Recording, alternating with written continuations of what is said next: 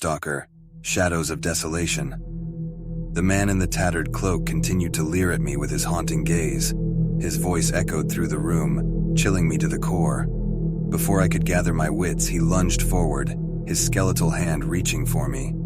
Panic surged within me and I stumbled backward, desperately seeking an escape route. As I stumbled through the darkness, my hand brushed against something cold and metallic.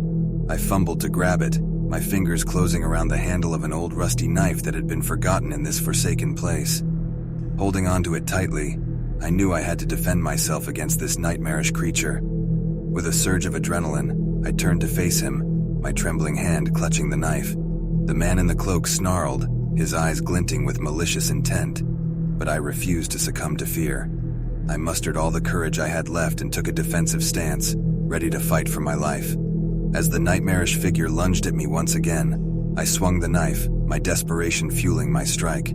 The blade sliced through the air, connecting with his twisted form. A guttural scream filled the room, echoing through the desolate house.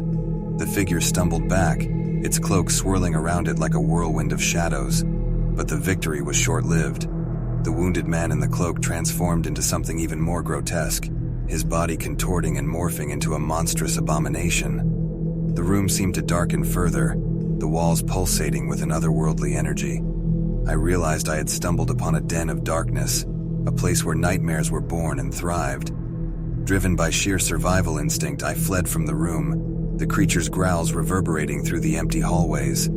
I raced through the dilapidated house, the sounds of my panicked footsteps echoing through the decaying corridors. The house seemed to come alive, the very walls closing in on me, trapping me within its clutches. As I reached the front door, a bone-chilling laughter erupted behind me.